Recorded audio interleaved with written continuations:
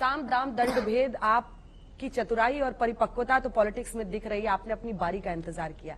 लेकिन अब आते हैं मंत्रालयों पर, क्योंकि आप सीएम थे तब भी, डेप्यूटी थे तब भी, गृह मंत्रालय आपके पास था। 3 मंत्रालय जिसको बहुत यहाँ पर गृह मंत्रालय, वित्त मंत्रालय, शहरी विकास मंत्रालय, ये तीनों कैसे कैसे बांटेंगे? तीन धुरी नहीं, अभी हमारी चर्चाएं चल रही है। देखिए, सवाल परसेप्शन का ही होता है। मतलब सभी को न्याय मिला है ऐसा परसेप्शन अगर क्रिएट नहीं हुआ तो उनकी पार्टियों में उनको सम्मान नहीं मिलता है। तो इसलिए हमारी बातचीत चल रही है।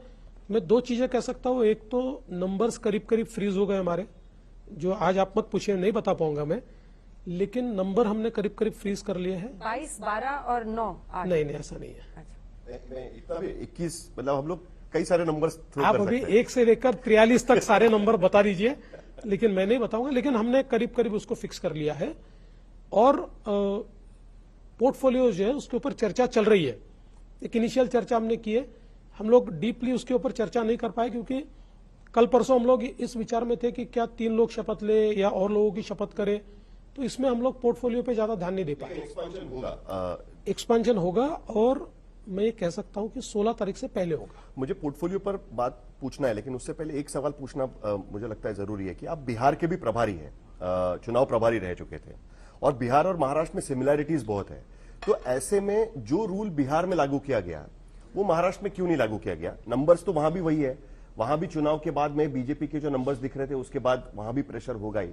तो ऐसा क्या है? और दूसरी बात, आपने कहा कि कॉन्फिडेंस बिल्डिंग करना था शिवसेना के नेताओं को। क्या अभी कल हम लोग वहां पर हमने देखा कई लोगों का, तो उनका कॉन्फिडेंस थोड़ा सा शेकी लग रहा था, तो आपको शायद उस पर भी काम करना पड़ेगा कि अब क्या होगा आगे। अब तो मुख्यमंत्री नहीं है, मुख्यमंत्री होता है, उप मुख्यमंत्री, वो कैसे बिल्टअप करेंगे, उसका कैसे फर्क? बिहार में और महाराष्ट्र में मूलभूत अंतर यह है कि बिहार में हमने घोषित किया था कि नीतीश बाबू के नेतृत्व में हम लोग चुनाव लड़ रहे हैं, हमारे मुख्यमंत्री पद के उम्मीदवार नीतीश बाबू है। एक और अंतर है, वहां कोई देवेंद्र फडणवीस नहीं। नहीं, ऐसी बात नहीं है। वहां पर भी काफी लोग थे, हमारे बड़े बड़े नेता थे। तो मैं चूंकि प्रभारी था तो मुझे अच्छे से याद है कि चुनाव के बाद नीतीश बाबू के यहाँ हम गए कि किस प्रकार से फॉर्मूला किया जाए। तो नीतीश बाबू ने सामने से बढ़कर ये कहा कि आपकी संख्या ज्यादा है तो आप मुख्यमंत्री बनाइए। तो मैंने कहा भाई मेरे पास तो ये मैंडेट नहीं है, क्योंकि मुझे तो ये कहा गया कि नीतीश बाबू को मुख्यमंत्री बनाना है। अच्छा, उन्होंने खुद कहा था? उन्होंने खुद कहा था। हाँ जी, उन्होंने खुद कहा था। आप प्रभारी थे 2020 की बात? बिल्कुल। 15 में तो पार्टी नंबर 3 हो गई थी आपकी, 20 में लेकिन कोविड के बाद आप प्रभारी थे और वापसी हुई थी। तो मैं था, भूपेंद्र जी भी थे, भूपेंद्र यादव जी थे, हम दोनों गए थे। उन्होंने कहा आप बनाइए। हमने कहा कि हमारा मैंडेट नहीं, हमको ये कहा गया है कि भाई आपको बनना है, अगर आपके मन में कुछ है तो आप प्रधानमंत्री जी से बात कर लीजिए। उन्होंने प्रधानमंत्री जी से बात की। प्रधानमंत्री जी ने कहा कि नहीं, हम लोगों ने घोषणा की थी, हमने ऐसी घोषणा नहीं की थी कि किसके ज्यादा आएंगे कम आएंगे इसके आधार पर निर्णय होगा। हमने ये घोषणा की थी कि नीतीश जी के नेतृत्व में हम लोग चुनाव लड़ रहे हैं और वो हमारे मुख्यमंत्री के उम्मीदवार होंगे और इसलिए आपको ही बनना पड़ेगा। उसके बाद फिर वहां पर उन्होंने शपथ ली। नहीं, तो महाराष्ट्र में आपने घोषणा क्यों नहीं की थी? कि आप नंबर्स का इंतजार कर रहे थे? कहीं ना कहीं आपको लग रहा था कि नंबर्स पे डिसाइड करते हैं, बाद में देखा जाएगा? नहीं, ऐसा भी कारण नहीं है। कई बार महाराष्ट्र में देखा गया है कि पहला घोषणा करने के 2 नुकसान होते हैं। एक, कई बार नीचे के कार्यकर्ता अपनी पार्टी के ज्यादा आए इसलिए दूसरे पार्टी के खिलाफ काम कर देते हैं, उसको गिराने का प्रयास करते हैं। कई बार 3 पार्टियां हैं तो जब ऐसा लगता है कि अपनी भी पार्टी का मुख्यमंत्री बन सकता है तो एक उत्साह होता है, उस उत्साह में लोग काम करते हैं तो उत्साह कम हो जाता है। इसलिए देखिए, ये कोई एक फॉर्मूला नहीं है, ये हर चुनाव का अपना अलग फॉर्मूला होता है।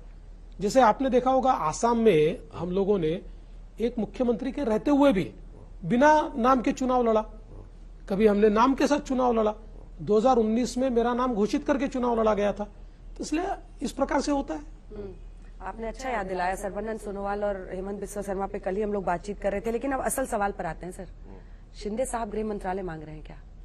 कि अभी तक उन्होंने कोई मंत्रालय ऐसा मांगा नहीं है, लेकिन उन्होंने ये जरूर कहा कि ये 3-4 मंत्रालय जो है इसके ऊपर हम चर्चा करें और उसका निर्णय करें तो हम करेंगे चर्चा। बट नॉर्मली आपका स्टाइल ऑफ फंक्शनिंग है कि खास करके जब से आप चीफ मिनिस्टर बने कि गृह विभाग आप अपने पास रखते हैं। आपने जब भी आप सत्ता में आए तो डेप्यूटी रहे तब भी, तो वो मतलब उस लिहाज से ये माना जाता है कि आप नहीं छोड़ेंगे उसको।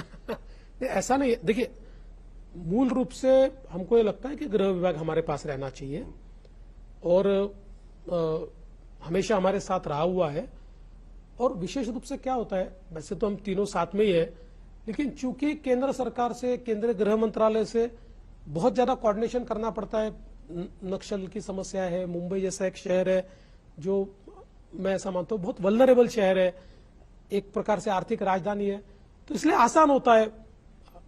शिंदे जी भी कर सकते हैं, अजीत जी भी कर सकते हैं, लेकिन चूंकि एक पार्टी का व्यक्ति होने के नाते मेरा ज्यादा संबंध आता है, मेरा ज्यादा कोऑर्डिनेशन होता है, तो इसलिए हम लोग ये प्रयास करते हैं कि भाई एक कोऑर्डिनेशन में हम लोग चले, इसलिए बीजेपी के पास। ये दोस्ती बरकरार रहेगी बीएमसी चुनाव में भी? आप लोग ऐसे ही महायुति तीनों एक साथ लड़ेंगे, क्या स्ट्रैटेजी? देखिए, बीएमसी में तो हम साथ में लड़ेंगे, लेकिन मैं ऐसा मानता हूं कि ओवरऑल जो सारे हमारे स्थानीय निकाय के चुनाव है, इसमें हमेशा हम लोगों की एक पॉलिसी होती है कि हम वहां के लोकल जो हमारी कमेटी है उसको अधिकार देते हैं, वो चाहे तो अलायंस करे, नहीं चाहे तो नहीं करे, क्योंकि हर जगह की परिस्थिति भी अलग होती है, अलग अलग पार्टियों की वहां पर ताकत भी अलग होती है। और ये चुनाव ऐसा होता है कि जिसमें ये कार्यकर्ता का चुनाव है, नेता का चुनाव नहीं है, इसलिए आप कार्यकर्ता को अगर हमेशा बांध कर रख देंगे तो पार्टी भी बड़ी नहीं होती। तो अलग लड़ेंगे तो बेटर रहेगा। नहीं, तो ऐसा है कि लोकल यूनिट तय करेगा। पिछले समय भी हमने लोकल यूनिट को कहा था, कुछ जगह अलायंस हुआ, कुछ जगह नहीं हुआ,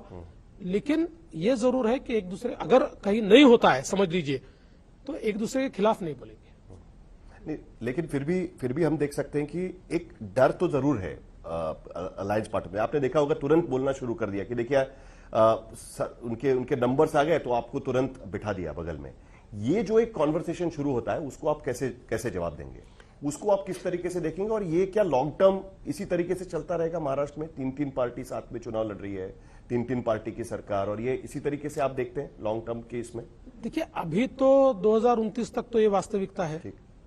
अभी 2029 में कोई परिस्थितियां बदलती है तो आज तो उसके ऊपर नहीं कहा जा सकता, लेकिन अलायंस पॉलिटिक्स ये महाराष्ट्र की वास्तविकता है, उसको स्वीकारना पड़ेगा।